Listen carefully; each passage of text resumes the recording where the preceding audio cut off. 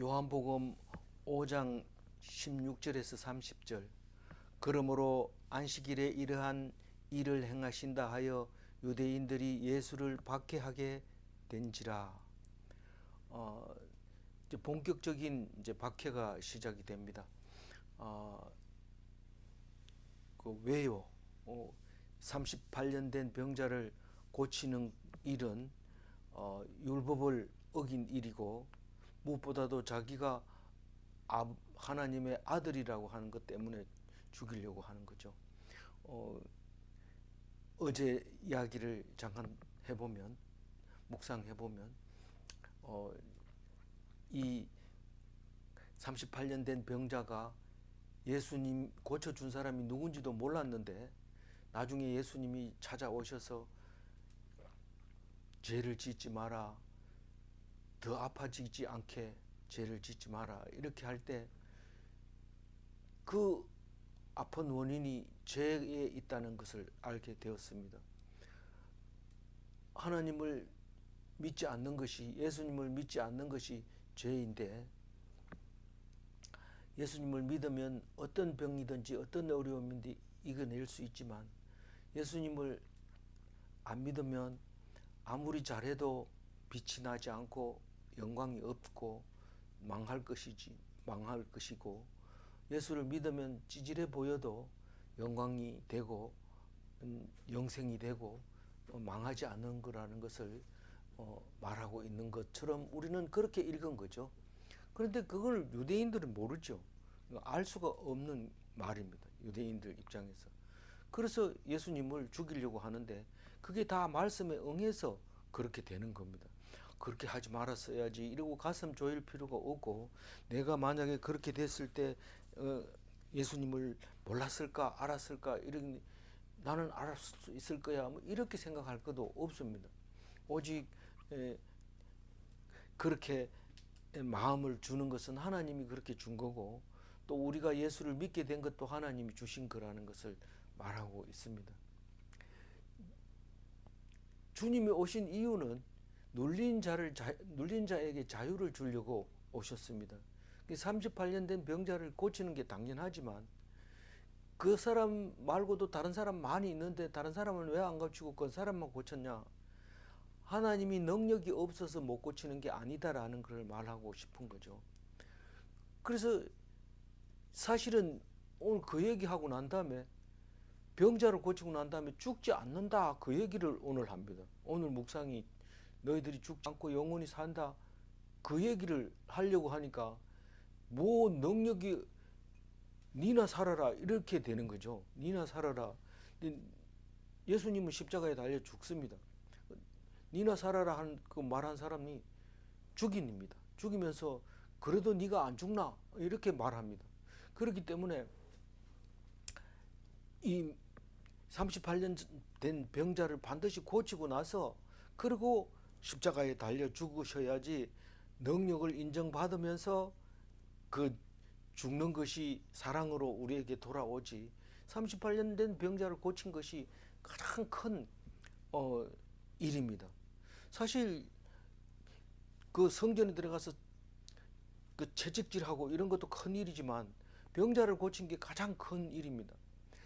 어제 저녁에 가만히 생각해 보니까 예수님이 살아서 예루살렘에서 볼 수 있는 마지막 날이었어요. 그게 38년 된 병자를 고치는, 예루살렘에서 고치는 그 모습이 살아서 예수님을 예루살렘에서 볼 수 있는, 6월절에 볼 수 있는 마지막 날이었어요. 이제는 다음번 6월절에는 안 올라옵니다. 그 다음번 6월절에는 6월절 오기 전에 양 잡는 날을 죽었습니다.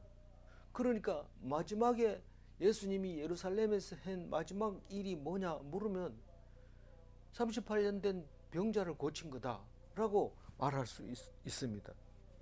그러니 그 38년 된 병자는 어떻게 죄를 벗어버리고 자유하게 됐느냐? 예수님은 모든 죄를 다 사해주는, 모든 율법을 다 본인이 지고 십자가를 지고 가니까 믿는 사람은 다 성하게 된다는 것을, 눌린 사람이 얻게 된다는 것. 우리가 눌리는 게 뭡니까? 사실 다 같이 굶으면 뭐 서럽지 않습니다. 근데 옆방에서는 맛있는 거 잔치하는데 굶깁니다. 그러면 그게 그렇게 서러울 수 없죠. 그게 눌린 자입니다. 그 왜 그렇게 됩니까? 사람들은 다 똑같아요. 노동 운동을 하는 사람들은 자기들이 쎄빠지게 일했는데 이 회장은 고급 차 타고 맨날 놀고 이렇게 하기 때문에 그게 데모가 일어나고 노조가 일어나고 그런 거죠. 그런데 그게 눌린 자로 볼 수 있는 겁니다. 근데 눌린 자는 예수님 십자가 앞에서는 아무 문제가 안 됩니다. 그게 어렵나? 일하기 싫으면 나오면 될 거 아니야. 이렇게 얘기할 수 있는 하나님의 음성이 들릴 수도 있습니다. 오늘 이야기는 이 38년 된 병자 고치는 것 때문에 유대인들이 뚜껑이 열려 버렸어요. 이 뭐 희한한 사람이 와가지고 지금 율법을 다 해터리 부리고 헷갈리게 만든다. 그래서 혼란이 일어났습니다. 안식일에 이런 일을 했기 때문에 그렇습니다. 그래서 그냥 놔뒀다가는 우리 유대인의 자부심, 율법을 그렇게 자랑스럽게 여기고 함부로 행동하지 않고 율법에 의해서 행동하는 반듯한 우리 하나님의 택한 백성 유대인들이 이런 일은 있을 수 없고 해서는 안 될 일이라고 생각을 하고 이제 고난을 박해를 시작했는데 그게 고난이죠. 17절 읽어봅니다. 예수께서 그들에게 이르시되 내 아버지께서 이제까지 일하시니 나도 일한다 하시매. 그러니까 아버지께서 이제까지 일한다. 이제까지 일한다는 말이 무슨 말일까 생각해 보면 안식일에도 하나님이 일한다는 말입니까? 당연히 안식일날 일하죠. 이 하나님은 우리를 눈동자 같이 지키고 계시는 겁니다. 이 일이라고 하는 것은 하나님의 일은 살리는 일입니다. 살리는 일이 하나님의 일인데 하나님이 일하니까 나도 일한다. 하나님은 만약에 일을 안 하면 우리는 다 죽습니다. 그러니까 하나님께 위임받은 하나님 아들은 당연히 일해야지. 살리는 일, 다른 거 말고 돈 벌려고, 예수님은 돈 벌려고 일했다고 하는 거는 성경에 안 나옵니다. 3년 동안 하나도 일 안 한 것 같아요. 근데 창세기 2장 2절 읽어볼까요?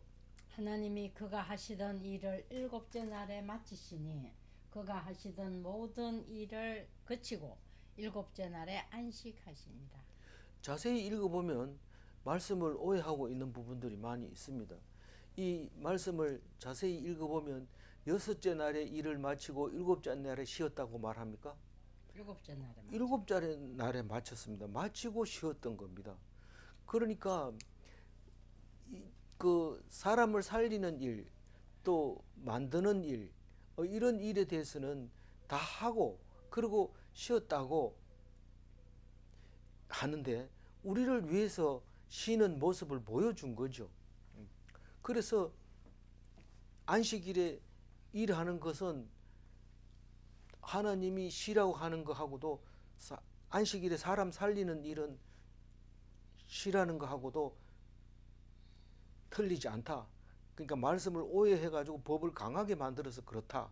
그 얘기를 하고 있고 마태복음 12장 8절 한번 읽어볼까요? 인자는 안식일의 주인이니라 하시니라. 그러니까 쉬는 것은 주권자의 의지에 달렸다. 쉴 수도 있고 일할 수도 있고 7일에 일을 마치니까 쉴 수 있었던 거죠. 그건 주권자가 의지를 가지고 있는 거죠. 신명기 32장 10절을 읽어보면요.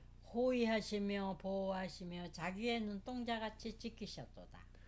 그러니까 하나님은 이스라엘 백성을 쉬지 않고 돌보고 계시는 겁니다. 눈동자같이.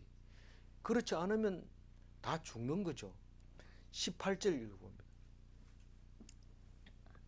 유대인들이 이로 말미암아 더욱 예수를 죽이고자 하니 이는 안식일을 범할 뿐만 아니라 하나님을 자기의 친아버지라 하여 자기를 하나님과 동등으로 삼으심이더라.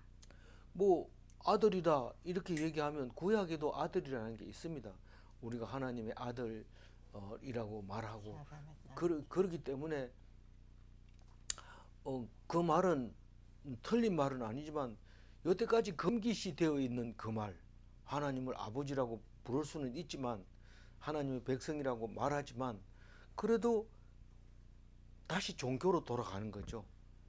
이스라엘 백성이 말씀으로 하나님을 섬기는 게 아니라 다른 우상 섬기는 사람들하고 비슷하게 되어져 가버리는 거예요. 하나님을 절대로 그렇게 함부로 부르면 안 되는 거죠. 근데 이 예수는 하나님을 아버지라고 말할 뿐만 아니라 내가 아버지이기 때문에 내하고 아버지하고 똑같다는 거죠. 아버지가 하는 건 내가 한다는 거죠. 권리도 있고 다 있다는 거죠. 그러니까 뭐 안식일 범했는데다가 하나님 아들이라니까 이 신성모독에다가 이제는 제목이 확실하게 잡혀 있는 겁니다. 그렇지만 함부로 죽이지 못하는 거죠. 왜냐하면 추종자들이 너무 많아서. 19절 읽어봅니다. 그러므로 예수께서 그들에게 이르시되 내가 진실로 진실로 너희에게 이르노니 아들이 아버지께서 하시는 일을 보지 않고는 아무것도 스스로 할 수 없나니 아버지께서 행하시는 그것을 아들도 그와 같이 행하느니라. 이 성경을 다 기록을 하지 못하고 이렇게 중요한 것만 기록하다 보니까 중간에 사이사이에 영화를 만든다고 하면 많은 다른 장면을 넣어야 연결이 됩니다. 오늘 19절 말씀은 자세하게 지금 하나님의 아들에 대해서 이야기를 하고 있습니다. 그러니까 안식일 날 일해야 되는 것은 하나님의 아들이기 때문에 그런데 그 하나님의 아들의 그 모습을 말하고 있는데 아버지와 아들은 동등하다. 왜냐하면 아버지 하는 일을 내가 보기 때문에 아버지 하는 일을 내가 안 본다면 내가 할 수 없지만 아버지가 하는 일을 보기 때문에 내가 하는 것도 아버지하고 똑같다. 동일하다. 그 얘기를 하고 있습니다. 뭐 이 말에 대해서는 누구 또 뭐 이상할 것도 없고 이달 것도 없습니다. 20절 읽어봅니다. 올라가가지고 아버지께서 아들을 사랑하사 자기가 행하시는 것을 다 아들에게 보이시고 또 그보다 더 큰 일을 보이사 너희로 놀랍게 여기게 하시리라. 아버지는 아들을 사랑한다. 이 말도 모르는 사람이 없습니다. 그러니까 사랑한다는 뜻은 뭔 뜻이냐면 자기가 하는 걸 다 보여준다는 거죠. 그리고 그보다 더 큰 일을 보이사 너희로 놀랍게 여기게 하시리라. 이 그보다는 뭘까요? 그보다 38년 병자를 고치는 그것보다 더 큰 일을 너희들에게 보여주겠다. 그래서 너희들이 놀랍게 여기게 될 것이다. 그 얘기를 하고 있는 겁니다. 지금 38년 병자 때문에 지금 이야기를 길게 하고 있는데 그 병자를 안 고쳤으면 이 얘기를 할 기회가 없는 거죠. 사람들이 왜 그래 이러니까 그걸 설명하고 있는 거죠. 21절 읽어봅니다. 아버지께서 죽은 자들을 일으켜 살리심 같이 아들도 자기가 원하는 자들을 살리느니라. 아버지가 죽은 자를 언제 살렸어요? 아버지가 죽은 자를 살렸어요. 뭐 이거는 그 인자라는 단어를 쓰면서 죽은 자를 살리는 게 에스겔서에 보면 에스겔서에서만 93번 나옵니다. 인자야 하면서 에스겔서에서 뼈들을 그냥 살려 버립니다. 뼈를 가지고 사람을 만든. 그러니까 이 죽은 자들을 살리시는 아버지, 그 아들도 내가 원하는 자는 내가 다 살린다. 그런데 다 살리지 않고 있는데 그거는 믿는 자를 위해서 믿는 자는 살리고 안 믿는 자는 그냥 두는 거예요. 그게 자유의지에 맡겨주는 거죠. 그것 때문에 예수님이 원하는 자만 살리는 거죠. 22절 읽어봅니다. 아버지께서 아무도 심판하지 아니하시고 심판을 다 아들에게 맡기셨으니. 아버지가 뭐 힘이 들어서 심판을 야 이제 내 재판 못하겠다 네 아들이 네가 해라 이렇게 했을까요? 아들에게 권한을 위임하는 것은 아버지가 아들에게 주는 그 권한입니다. 그러니까 정권을 위임한 거죠. 그 아들이 대리 통치자가 된 거죠. 23절 읽어볼까요? 이는 모든 사람으로 아버지를 공경하는 것 같이 아들을 공경하게 하려 하심이라. 아들을 공경하지 아니하는 자는 그를 보내신 아버지도 공경하지 아니하느니라. 그러니까 아버지를 공경하면 아들도 공경해야 되는데 아들을 공경 안 하면 아버지도 공경 안 하는 거라고 얘기를 합니다. 꼼짝 없습니다. 완전히 그림자처럼 아버지와 아들은 같은 겁니다. 하나님 백성은 모두는 다 예수님을 공경해야 되는데 불신자는 하나님 백성이 아닌 거죠. 예수를 안 섬기면 하나님 백성 아니다. 내가 왜 하나님 백성 아니야? 여태까지 하나님 백성이라고 다 인정하고 내가 제사장 옷을 입고 다니는데 네가 왜 하나님 백성이 아니라고 얘기하냐? 너 죽을래? 이런 거죠. 근데 예수님은 하나님을 공경하는 사람이면 예수님을 공경해야 되고 예수님을 공경 안 하면 하나님도 공경하는 게 아니다. 하나님 백성 아니다. 무섭죠. 그러니까 죽을 수밖에 없어요. 24절 읽고 내가 진실로 진실로 너희에게 이르노니 내 말을 듣고 또 나 보내신 이를 믿는 자는 영생을 얻었고 심판에 이르지 아니하나니 사망에서 생명으로 옮겼느니라. 그런데 여기는 뭐 열심히 옷 유대인 옷 제사장 옷 만들어 가지고 입고 그렇게 폼 잡고 다니지 않아도 하나님 말씀만 내 말을 듣고 나를 보내신 이를 믿는 자는 영생을 얻었고 이렇게 얘기합니다. 내 말을 듣고 예수님의 말씀을 듣고 나 보내신 이를 믿는 자 하나님을 믿는 자는 영생을 얻었고 과거로 써놨어요. 과거 믿는 순간에 이미 영생을 얻은 겁니다. 여기 요걸 잘 기억해놔야지 그 다음 25절도 기억할 좀 말할 이해가 돼요. 그러니까 나를 보내신 이를 믿는 자는 내 말을 듣고 나를 보내신 자를 믿는 자는 영생을 얻었다. 영생을 얻었다는 뜻은 다른 말로 얘기하면 심판이 없다 앞으로 그 말입니다. 그 말은 사망에서 생명으로 옮겼느니라. 우리는 이미 죽었었는데 이제는 영생을 얻었다. 사망에서 생명으로 옮겼느니라. 우리는 죽었는 사람인데 이제 살아난다. 어떻게 하는 사람이 오늘 내 말을 듣는 사람이 그 25절 읽어봅니다. 진실로 진실로 너희에게 이르노니 죽은 자들이 하나님의 아들의 음성을 들을 때가 오나니 곧 이때라. 듣는 자는 살아나리라. 그 24절에서 영생을 얻었고 과거형으로 얘기를 했기 때문에 25절이 이해가 됩니다. 죽은 자들이 하나님의 아들의 음성을 들을 때가 오나니 무슨 말입니까? 예수님의 말씀을 안 듣고 하나님을 안 믿는 이 죽어 있는 과거에 벌써 죽었어요. 죽은 그런 사람들이 이 음성을 들으면 다시 살아난다는 거예요. 죽은 자가.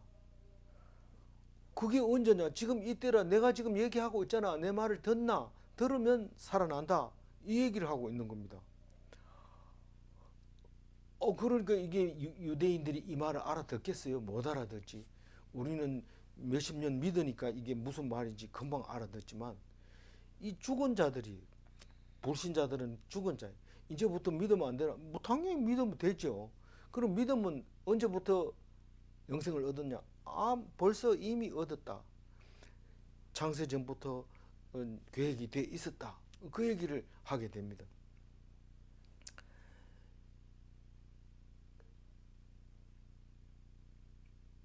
그런데 내 말을 듣고 죽으면 어떻게 되냐? 죽어도 산다. 그 얘기입니다. 잊어버리면 안 됩니다. 25절, 26절 읽어봅니다. 아버지께서 자기 속에 생명이 있음 같이 아들에게도 생명을 주어 그 속에 있게 하셨고. 하나님의 속성이 여러 가지가 있지만 그 속에 생명이 들어있어요. 하나님은 생명을 가지고 있는 분이에요.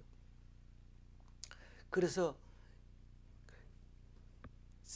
생명 이 요한복음에도 1장 4절에 보면 생명이 빛으로 우리에게 거하신다고 처음부터 얘기를 하고 시작했는데, 그게 살아계신 하나님이 자기 속에 생명이 들어있다. 생명이 들어있으니까 살아있는 거고, 우리하고 대화할 수 있는 거고, 우리와 소통하면서 우리와 함께 동행할 수 있는 거죠. 그게 생명인 거죠. 근데 아들에게 그게 있다는 거예요. 그래서 내가 네 속에 들어가면 너는 안 죽는다, 그 말을 하고 있는 거죠. 27절 읽어봅니다. 또 인자됨으로 말미암아 심판하는 고난을 주셨느니라. 인자가 되는데 사람의 아들이 됨으로써 심판하는 고난을 줬는데, 하나님은 심판을 안 하고 나한테 심판의 고난을 줬다. 왜냐하면 사람의 눈높이로 됐어야 사람이 이해를 하지, 하나님이 돼가지고 사람이 이해를 못하니까 사람의 몸을 입고 와서 대화를 본격적으로 하는 거죠. 안 그러니까 대화가 굉장히 힘들어요. 모세가 겨우 가가지고 얘기 한마디 하고 나오면 하나님은 무서워서 못 들으니까 모세가 듣고 와서 얘기하면 내가 다 듣겠다 이래 놓고는, 모세가 듣고 와서 백성들한테 얘기하면 안 들어요. 모세가 화가 나가지고 막 그래가지고 반석을 한 번 치려 했는데 두 번 치고 이래가지고 또 모세가 혼나고 이러잖아요. 근데 그 말고도 얘기를 들어야 되는데 안 들으니까 결국은 이제 그 예수님이 오셨어요. 눈높이를 맞추기 위해서. 그래서 사람으로 오신 인자, 그거를 이제 27절에 얘기하고 있습니다. 와가지고는 하나님 아들이니까 심판 권한을 받은 겁니다. 근데 겁먹지 마라 그래요. 너희들 겁먹지 마라. 내가 고발하지는 않는다. 그러니까 내가 구원해 주려고 온 거지 심판하러 오는 건 아니다. 그게 지금 하나님께 용서를 빌면 용서 안 해줄까 봐 벌벌 떨고 하나님께 기도를 안 하는데, 있는 그대로 해야 다 용서해 주는 것처럼 예수님도 오셔가지고 구원해 주려고 한 거지 심판하러 온 게 아니다. 걱정하지 마라. 그런 얘기를 합니다. 실제로 알아듣지 못한 사람이 심판받는 거죠. 알아듣는 사람은 절대로 구원받는 겁니다. 28절 읽어봅니다. 이를 놀랍게 여기지 말라. 무덤 속에 있는 자가 다 그의 음성을 들을 때가 오나니. 아까 뭐라고 표현을 했어요? 죽은 자들이라고 그랬잖아요. 네. 25절에 죽은 자들을 했는데 28절에는 무덤 속에 있는 자라고 얘기합니다.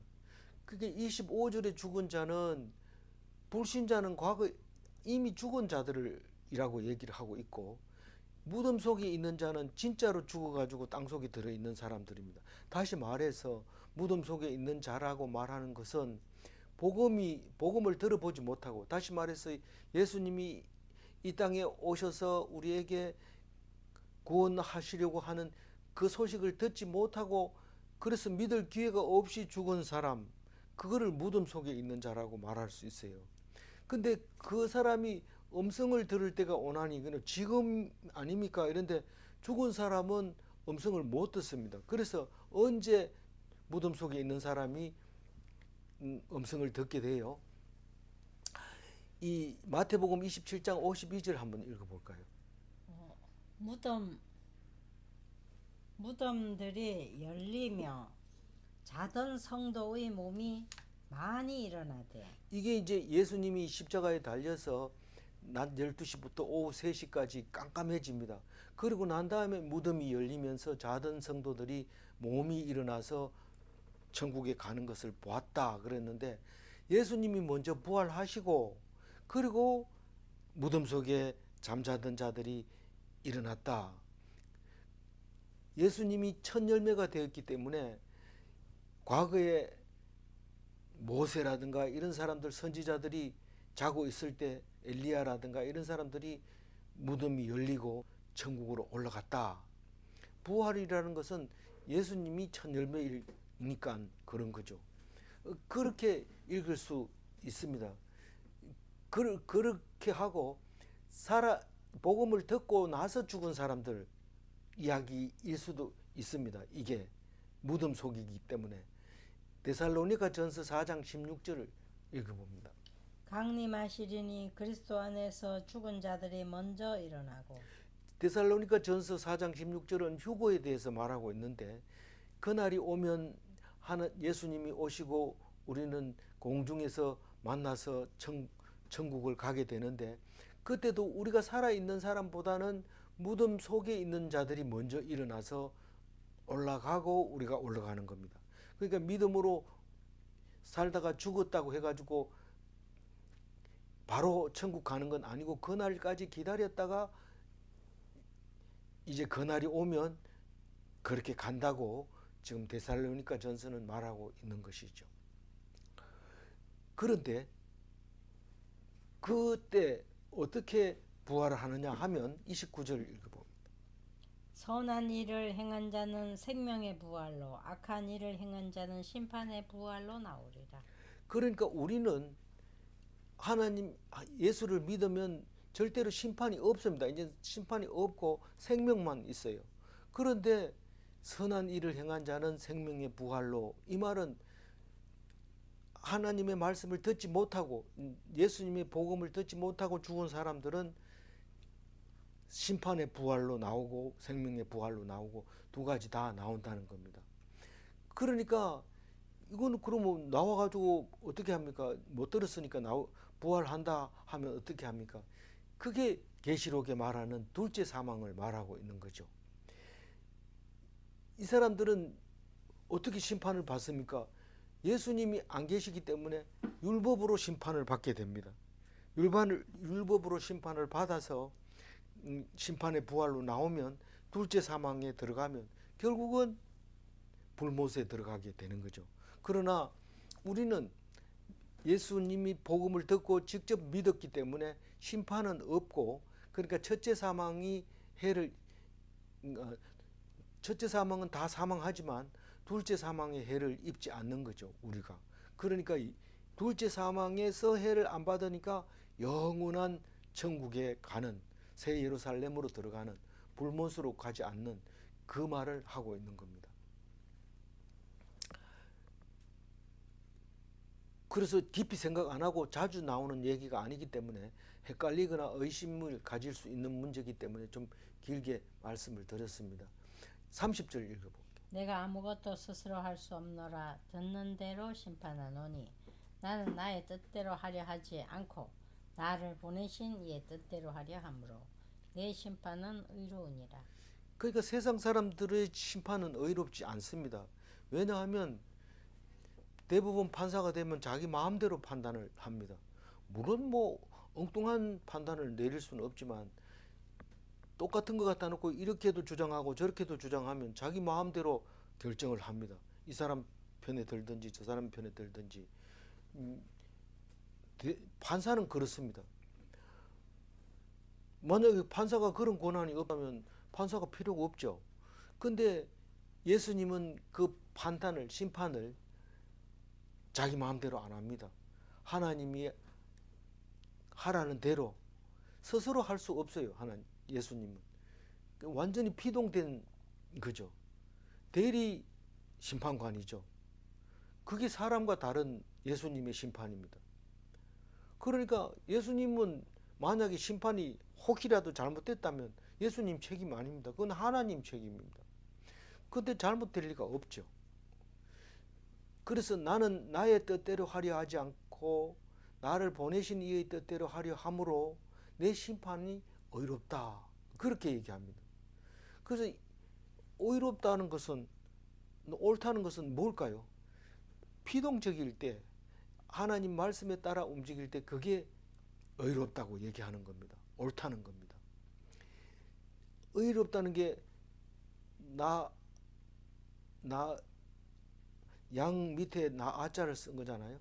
그러니까 내가 양이 되는 거예요.